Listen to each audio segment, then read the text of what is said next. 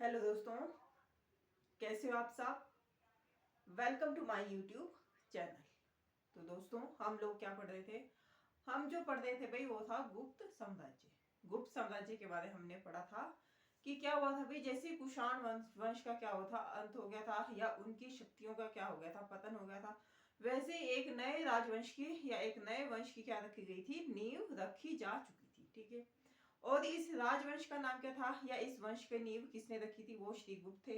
लेकिन उससे पहले कि क्या नाम क्या था भाई, द गुप्ता एम्पायर, मतलब गुप्त साम्राज्य। और क्या बताया जाता है इनको कि जब कुषाण के बाद भी, मतलब जब कुषाण चले गए थे, तो जो उनके सामंत थे, या मतलब जो सामंत थे, उन लोगों ने क्या कर लिया था, शासन व्यवस्था को अपने हाथ में ले लिया था। ठीक है।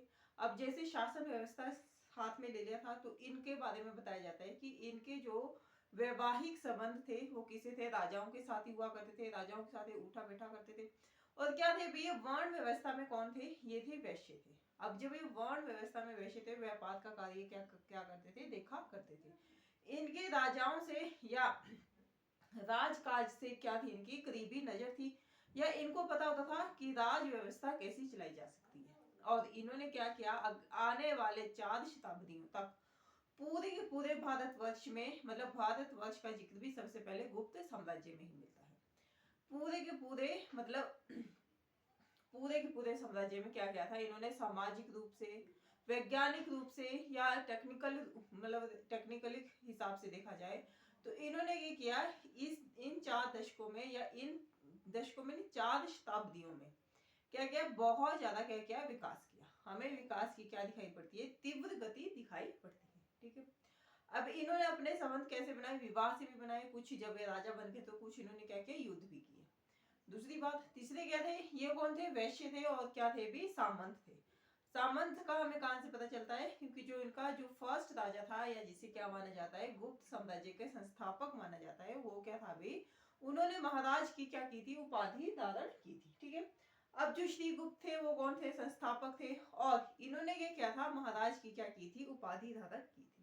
महाराज की उपाधि धारण का मतलब क्या हुआ कि ये क्या थे, सामंत थे, या किसी ना किसी शासक के अंतर्गत क्या क्या करते होंगे, कार्य क्या करते होंगे, या शासन व्यवस्था चलाए रखते होंगे। ठीक है। अपने राजा के लिए। फिर क्या बोला जाता है कि जो इनका बेटा था वो था घटोत्कच था, और जो सुपिया का अभिलेख है वो कहाँ है भी, मध्य प्रदेश में, मध्य प्रदेश का एक जिला है रीवा, उसमें है। उसमें बताया गया है घटोत्कच के नाम से क्या माना जाता है, घटोत्कच को क्या माना जाता है, इस वंश के संस्थापक माना जाता है। ठीक है। एक बात ये भी है, लेकिन जो श्रीगुप्त है इनके बारे में हमें एक और चीज दिखाई पड़ती है कि क्या था, हाँ, इतिहासकारों में क्या है भी, जो इतिहास लिखते हैं उन लोगों में क्या है, बहुत ज्यादा क्या है भी मतभेद है, या बहुत सारे क्या है डिफरेंसेस है। लोग क्या नहीं हो सकते, मतलब सेटिस्फाई नहीं हो सकते। लेकिन हमें इसमें क्या मिली, एक मोहर मिली है। मतलब मोहर होती थी, जैसे पुराने समय के क्या करते थे, राजा छपवाया करते थे, या बनाया करते थे, या उत्कीर्ण किया करते थे। अब जो मोहर मिली उसमें क्या लिखा है, संस्कृत भाषा में लिखा गया है, श्री गुप्त से लिखा गया है। ठीक है। इससे हम अंदाजा लगा सकते हैं, जिससे हमें प्रतीत होता है, जिससे हमें ज्ञात होता है कि क्या रहा है, इस वंश की नींव किसने रखी थी, श्री गुप्त ने रखी होगी। ठीक है। और ये कब की बात है, मतलब 319 से पहले ईस्वी की बात है ना। फिर क्या बताया जाता है कि जैसे जैसे क्या हुआ भाई, कुषाणों का क्या हो गया, पतन हो गया, वैसे वैसे क्या है भाई, हमारे उत्तर भारत में क्या हुआ, बहुत ज्यादा क्या हुआ, मतलब हमें क्या दिखाई पड़ते हैं, बहुत सारे क्या राजतंत्र का उदय हुआ, बहुत सारे क्या गणतंत्र भी हमें दिखाई पड़ते हैं। ठीक है। राजतंत्र और गणतंत्र दोनों तरह की व्यवस्था हमें क्या दिखाई पड़ती है समाज में, या मतलब शासनिक व्यवस्था के हिसाब से दिखाई पड़ती है। ठीक है। वर्ण व्यवस्था में ये कौन थे, वैश्य थे।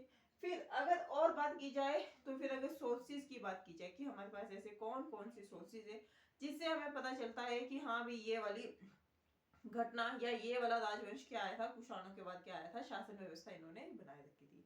और इन्हीं में से एक शासक का नाम हमें क्या दिखाई पड़ता है, जिसे विंसेंट ने क्या नाम दिया है, नेपोलियन दिया है। उसके बारे में क्या करेंगे, हम आगे डिस्कशन करेंगे। ठीक है।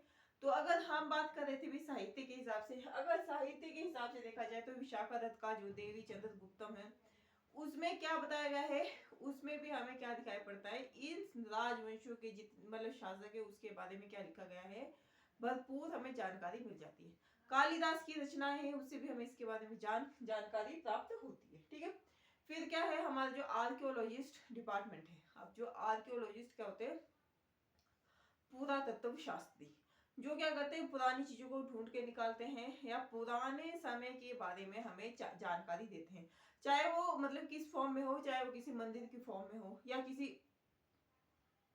वस्तु की फॉर्म में हो।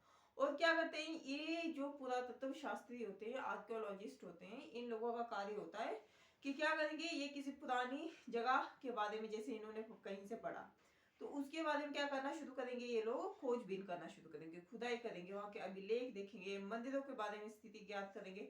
सिर्फ मंदिर ही नहीं, उन्हें कोई भी साहित्य या कोई भी सोर्स उन्हें मिलना चाहिए। मंदिर ही नहीं, कोई बिल्डिंग भी हो सकती है, कोई झोपड़ी भी हो सकती है, खाने पीने की वस्तु से लेकर सारी चीजों की क्या करते हैं, जानकारी हासिल किया करते हैं। ठीक है, और इसी से क्या लगाते हैं, आकलन लगाते हैं कि समाज में कैसी कैसी व्यवस्था कायम रही होगी।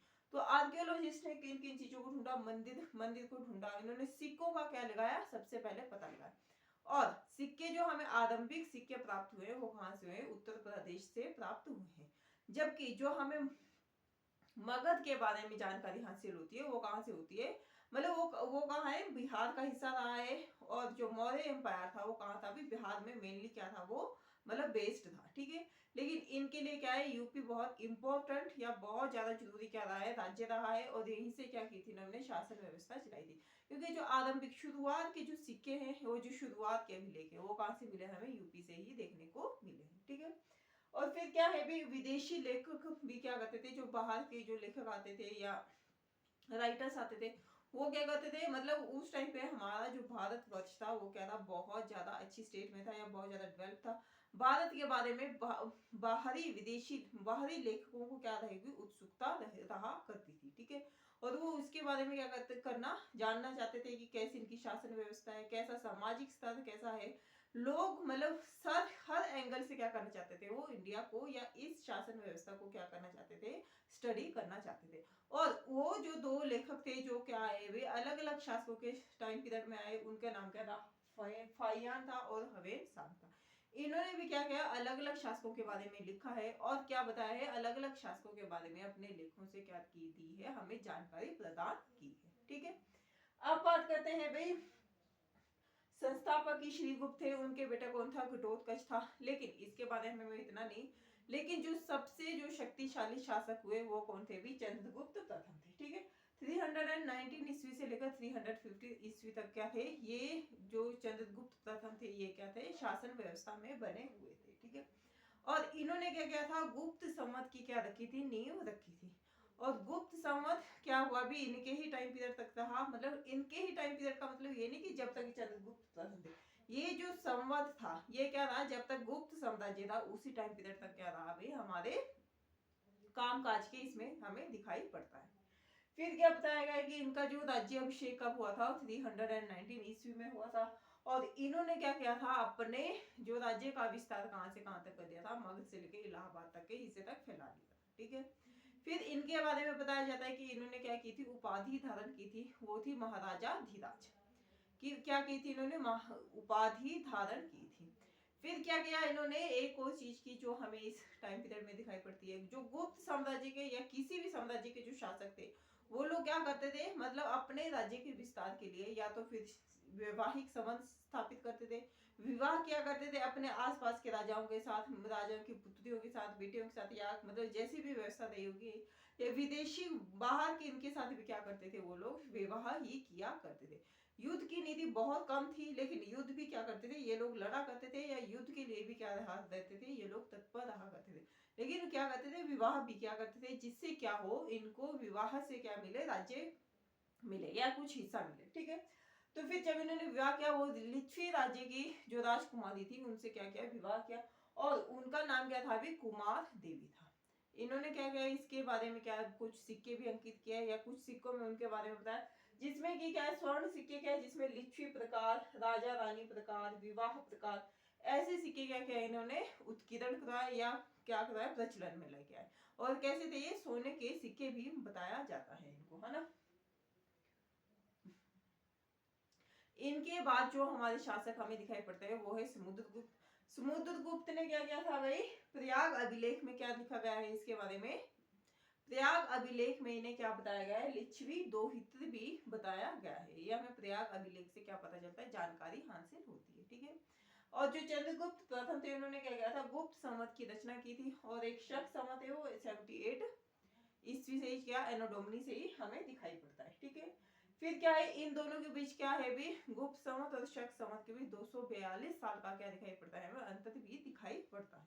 ठीक है, फिर क्या बोला जाता है कि इस टाइम पीरियड हमें सोने के, चांदी के और तांबे के सिक्के भी दिखाई पड़ते हैं। मतलब अलग अलग जगह से, कहीं से हमें सोने के सिक्के प्राप्त हुए, कहीं से हमें चांदी के सिक्के प्राप्त हुए और कहीं से हमें क्या हुआ है भी, तांबे के सिक्के भी प्राप्त हुए हैं। चांदी के सिक्के को रूपक बोला जाता था और स्वर्ण सिक्कों को क्या बोला जाता था, या सोने का जो सिक्का होता था दिनार बोला जाता था।